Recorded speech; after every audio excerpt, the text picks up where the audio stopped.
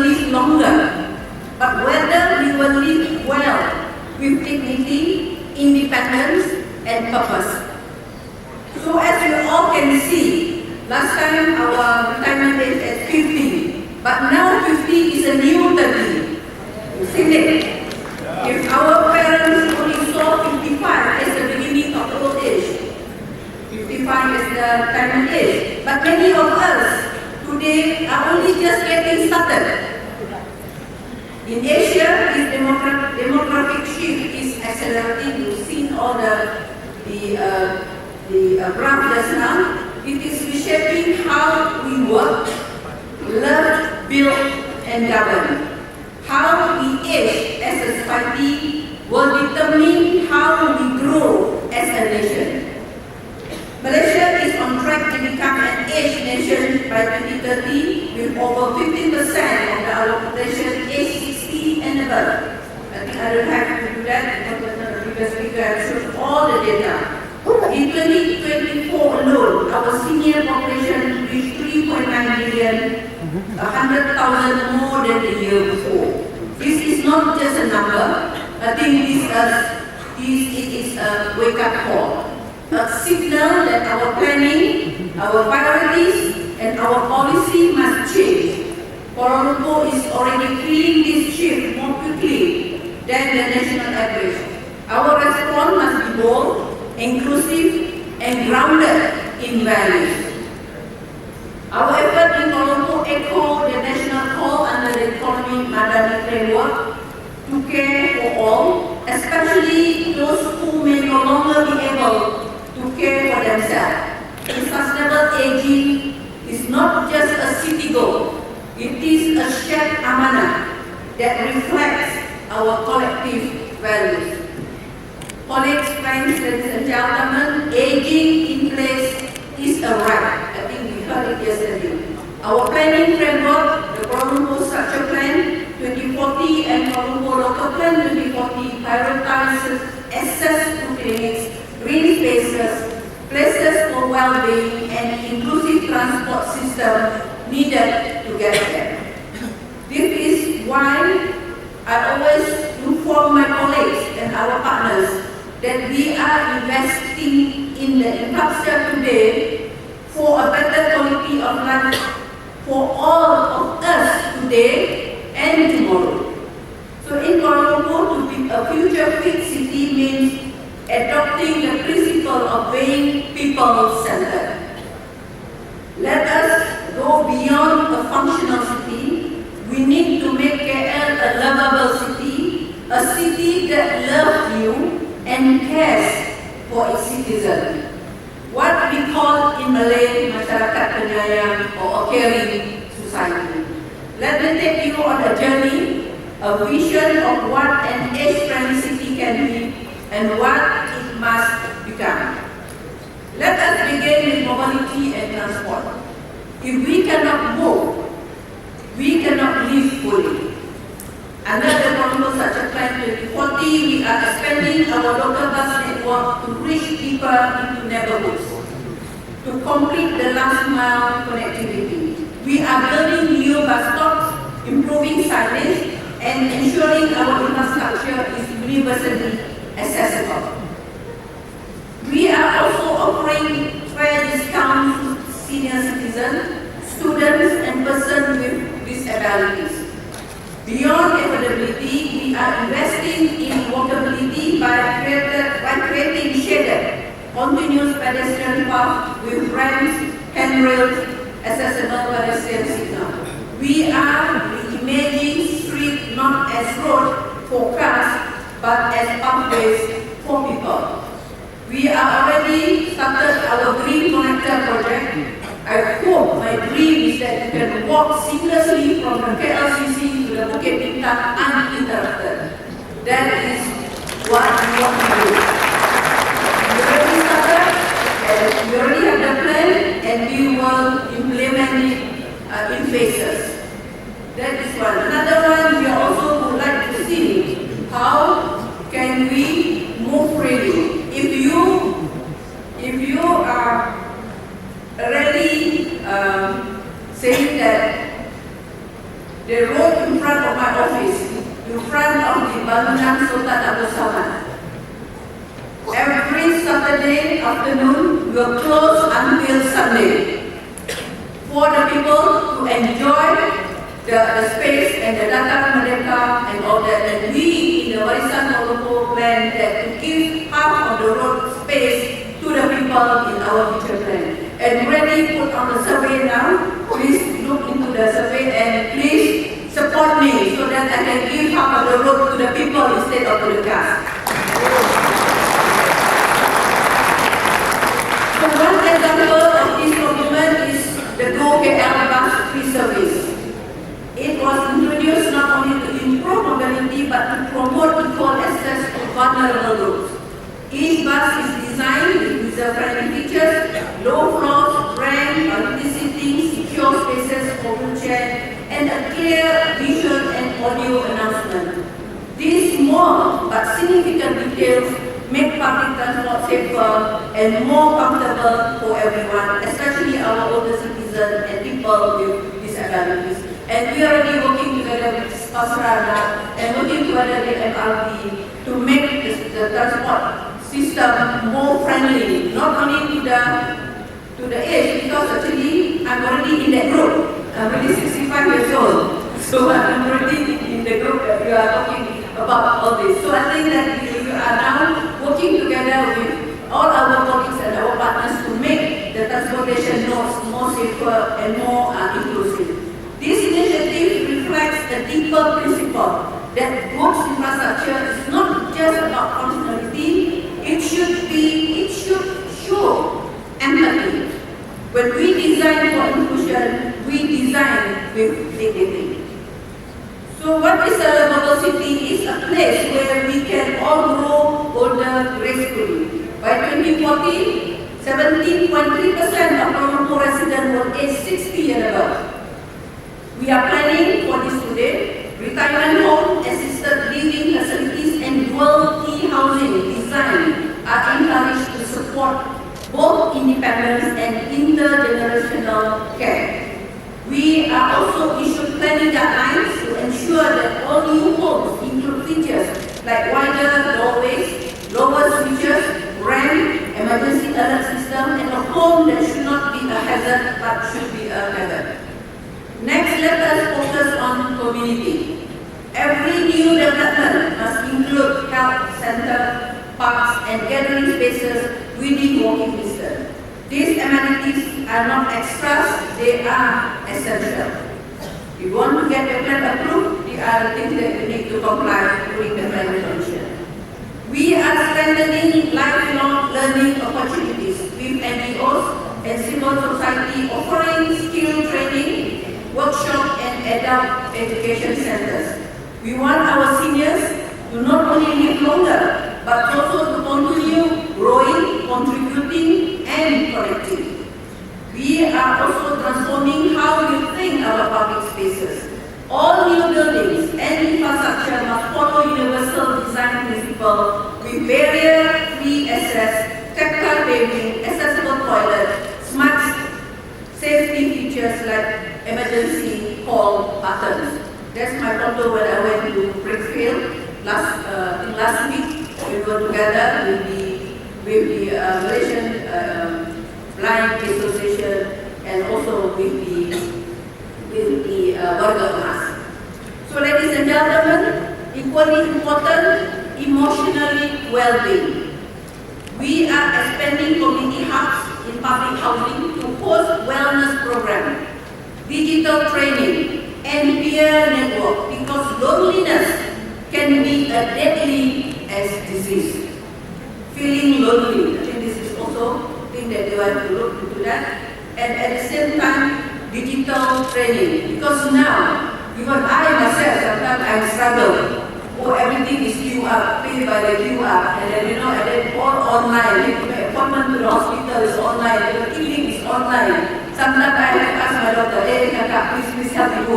I don't know how to do it. So I think this digital gap, I think this has to be looked into it. So in BKL, we have senior citizen clubs.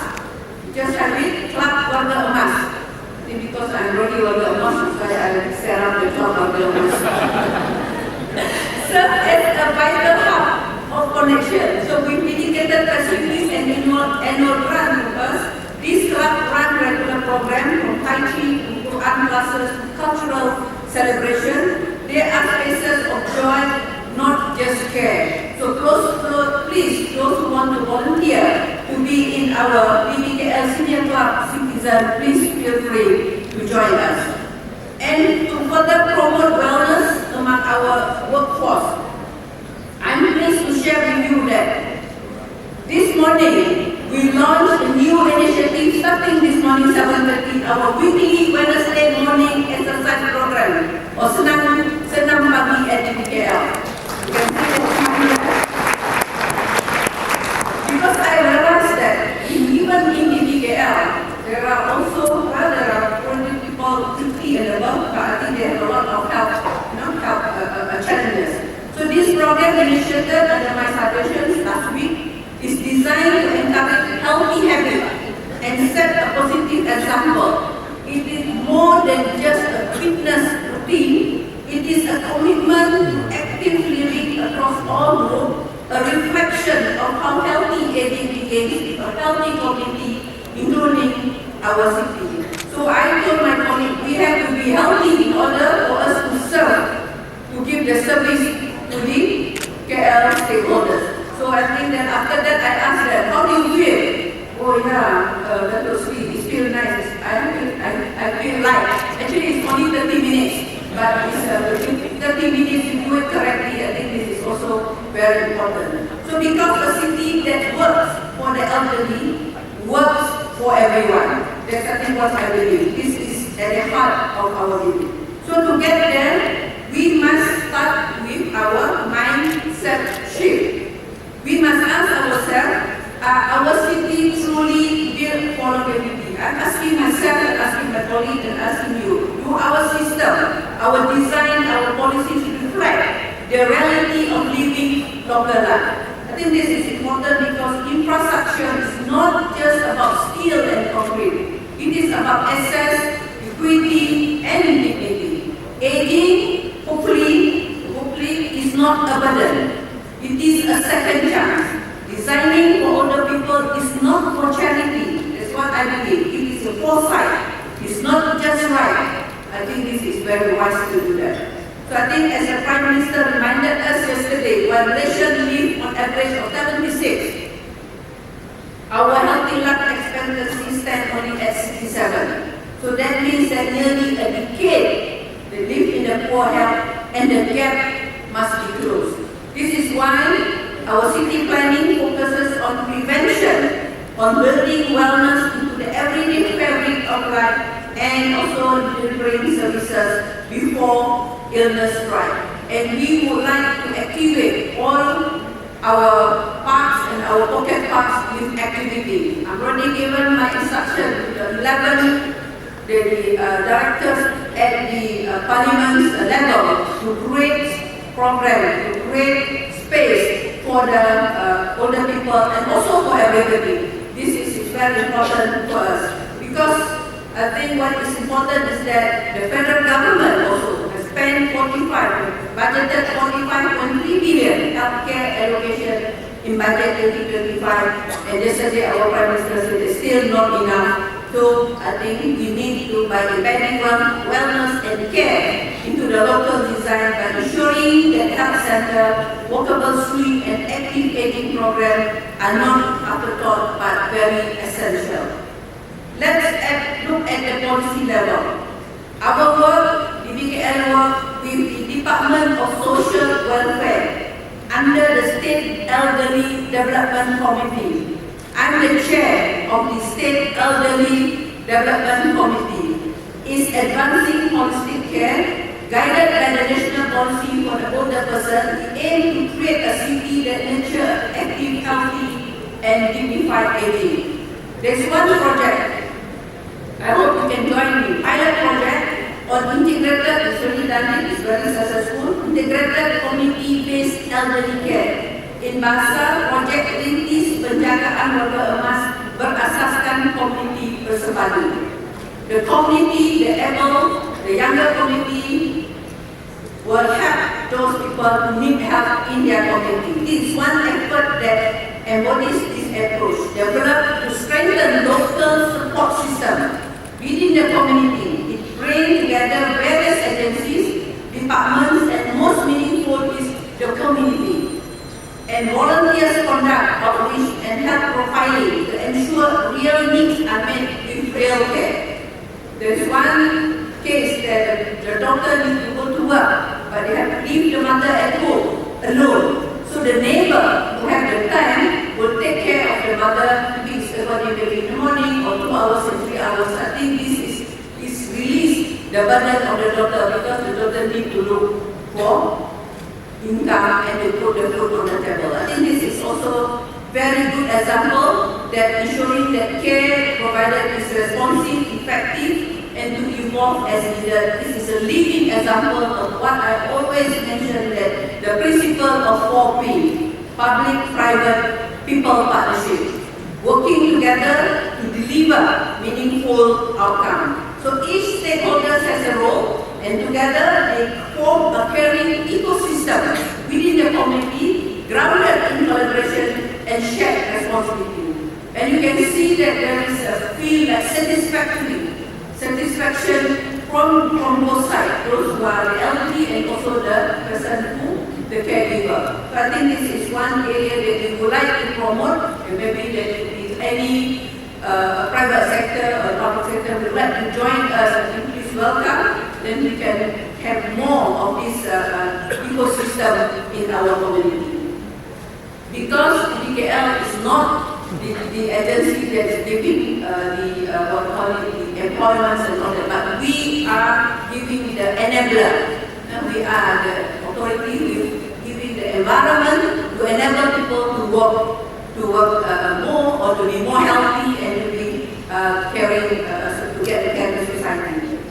So this one, you can see that this program, this initiative is a reflection of our shared values, and it honors the life and contribution of our elderly by ensuring that they can age in place with independence, respect, and connection to the community. This is colorblind. This is also religion blind. There are also cases that the Chinese taking care of the Indian, the Malay taking care of the Chinese. I think this is the area that we would like to promote more.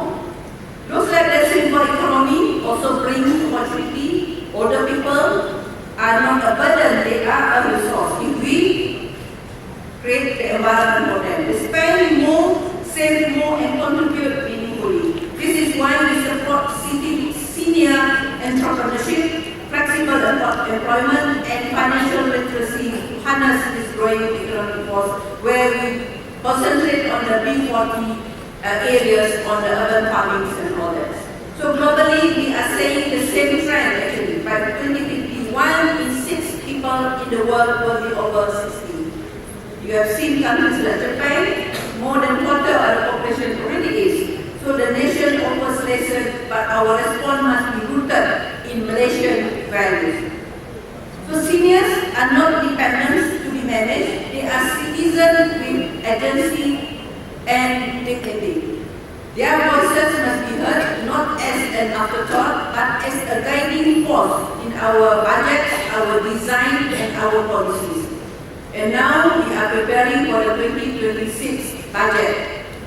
We went to the ground last week. We went to the town hall at the Longsor Maju, and then we will go for the 11th Parliament, including everyone. This is called Gender Responsive Participatory Budgeting, GRPB, which I think in many countries they already have implemented this. And in the DKL, I think this will be the first time that we will be preparing our budget by using the process of gender responsive participatory budgeting. Because gender is not only male or female, but it's also with all these categories: older people, children, youth, and also the people with this ability. So I think this is very important. In the DKL, we are taking deliberate steps to institutionalize their participation. We believe in bottom-up, but of course, in the city, we need a leader to have the vision, top, bottom, and the convergence of ideas